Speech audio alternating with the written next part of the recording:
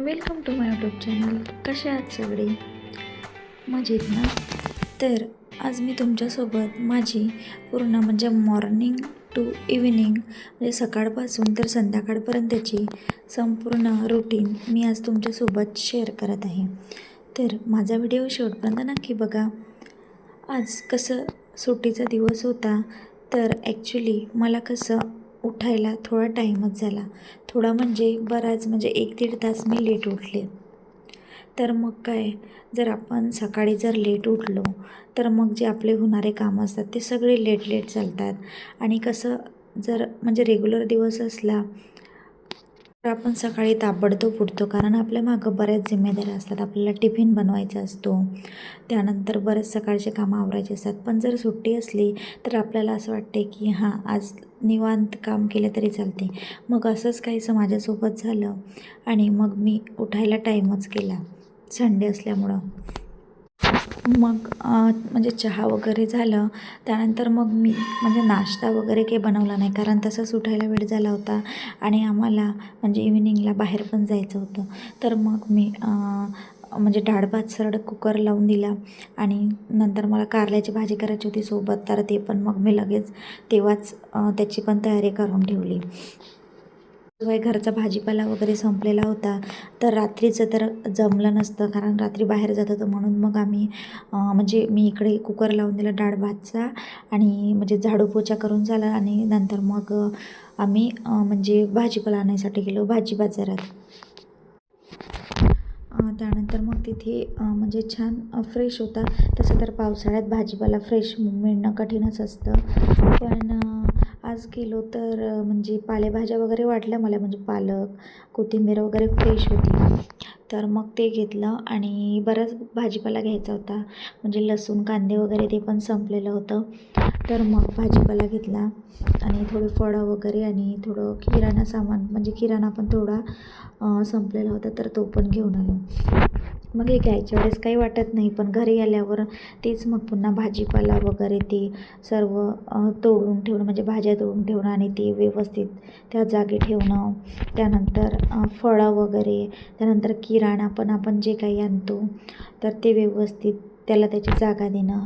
तर यामध्ये आपला भरपूर असा वेळ चालला जातो, पण ते करणं पण अनिवार्य असतं ना, कारण ते जर आपण केलं नाही तर तो पण पसारा आपल्याला तसंच बाहेर पडून दिसतं. तर मग आल्यावर मी ते सर्व आधी ज्याला त्याची जागा दिली आणि सगळं म्हणजे व्यवस्थित ज्याच्या त्याच्या जागी ज्या वस्तू तिथे ठेवून दिल्या, तर मग तो पसारा माझा एक कमी झाला, माझं एक काम पण होऊन गेलं. त्यानंतर मग मी म्हणजे स्वयंपाक केला, म्हणजे कुकर तर आधीच लावलेला होता, तर मग ती डाळ होती त्यालाच फ्राय केला आणि कारल्याची भाजी केली. त्यानंतर मग आम्ही जेवण वगैरे केलं दुपारचं आणि मग थोडा रेस्ट केला आणि मग आम्ही 5 वाजता निघालो देहूला जाण्यासाठी, तुकाराम महाराजांच्या दर्शनासाठी. तर मग म्हणजे वातावरण पण खूप छान झालेलं होतं, म्हणजे असं ढगाळ वातावरण होतं आणि बाहेरचं मोसम म्हणजे असं खूप छान वाटत होतं. तर मग आम्ही निघालो देहूला जायला. आता आम्ही म्हणजे देहूला पोहोचलो आणि तुम्ही बघू शकता मंदिर अशा प्रकारे म्हणजे बाहेरून व्ह्यू दिसतो आणि खूप छान आहे मंदिर, म्हणजे मोठं आहे आणि बाहेरचा परिसर पण खूप छान आहे. आणि शिवाय वातावरण खूप छान होतं ना, ढगाळ वातावरण होतं, तर ते खूप छान वाटत होतं बाहेर, म्हणजे ऊन पण नव्हती आणि पाऊस पण नव्हता. तर असं वातावरण ॲक्च्युली मला आवडते, म्हणजे पाऊस पण नको आणि ऊन पण नको. तर मग ते छान वाटत होतं आणि आतून मंदिर पण खूप छान आहे. अशी मोठी स्टॅच्यू आहे तुकाराम महाराजांचा आणि शिवाय त्यांनी लिहिलेला अभंग वगैरे असे पूर्ण त्यांनी भिंतीवर चारही बाजूने लावलेले आहे. आणि आतमध्ये मंदिरात खूप प्रसन्न वाटत होतं. तसंही तुम्ही बघा, आपण जर एखाद्या मंदिरात गेलो देवाच्या दर्शनासाठी, तर तिथे कसं एक वेगळंच वातावरण असतं. म्हणजे आपण जेव्हा पण मंदिराच्या आतमध्ये प्रवेश करतो तर मनाला खूप छान प्रसन्न वाटतं आणि एक तिथे म्हणजे वेगळंच छान वातावरण असतं आणि खूप असं मनाला प्रसन्न वाटतं. तर तसंच काहीसं वाटत होतं. मग आम्ही तिथे दर्शन घेतले देवाचे आणि तिकडे आजूबाजूचा पण जो म्हणजे सगळं जे मंदिर आहेत वरती पण आहे, म्हणजे तिथे आतूनच पायऱ्या आहेत तिथे जायसाठी. तर वरती पण गेलो, तिथे पण एक्सप्लोअर केलं. त्यानंतर त्याच्या आजूबाजूने पण बघितलं. त्यानंतर ते बघा मंदिराच्या बाहेर जे ग्राउंड आहे मोठं, तर मग तिथे आम्ही थोडा टाईम स्पेंड केला.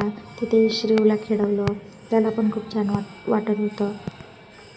मग तिथे आम्ही बराचसा असा टाईम स्पेंड केला. त्यानंतर मग आम्हाला थोडी भूक लागलेली होती, म्हणजे थोडं स्नॅक्स वगैरे खायचे होते. तर मग आम्ही तिथे बाहेर असं चहाचे स्टॉल वगैरे आणि बरेच दुकान लागलेले, तर आम्ही तिथे एका इथे अशी भेळ खाल्ली.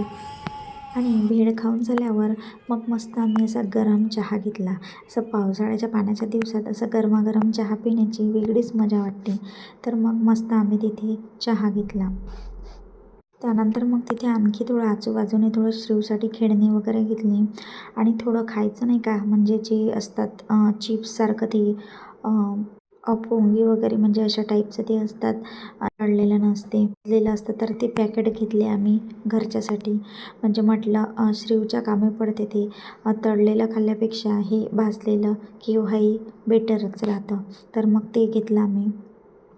आणि बघा अशा प्रकारे तिथे आजूबाजूने शॉप्स आहे बरेच, म्हणजे इथे ज्यूस वगैरे, उसाचा रस, त्यानंतर चहा, कॉफी आणि असे म्हणजे स्नॅक्सचे पण आहे. तर तुम्ही इथे करू शकता तुमचा टाईम स्पेंड, म्हणजे स्नॅक्स वगैरे, चहा इथे तुम्ही घेऊ शकता. तर मग तिथलं झाल्यावर मग आम्ही घरी यायला निघालो. तर मग बघा आम्ही म्हणजे घरी येताच आम्हाला कसं, म्हणजे 8-8:30 वाजले असेल, तर जेवणाचा टाईम झालेला होता. आणि ॲक्च्युली मग आम्ही म्हणजे बाहेरच, आम्हाला जास्त भूक नव्हती. ॲक्च्युली दुपारीच कसं लेट जेवण झालं असल्यामुळे आम्हाला थोडीच भूक होती. तर मग आम्ही बाहेरच थोडं नूडल्स आणि सूप वगैरे घेतलं. आणि मग म्हणजे असं जास्त भूक नसल्यामुळे तेवढ्या ह्याच्यातच आमचं होऊन गेलं. तर मग असा होता माझा आजचा दिवस. तर कसा वाटला तुम्हाला माझा आजचा व्हिडिओ, मला कमेंट करून नक्की सांगा. आणि माझा व्हिडिओ तुम्हाला आवडल्यास माझ्या व्हिडिओला लाईक करा, शेअर करा आणि हो, माझ्या चॅनलला सबस्क्राईब करा. थँक्यू.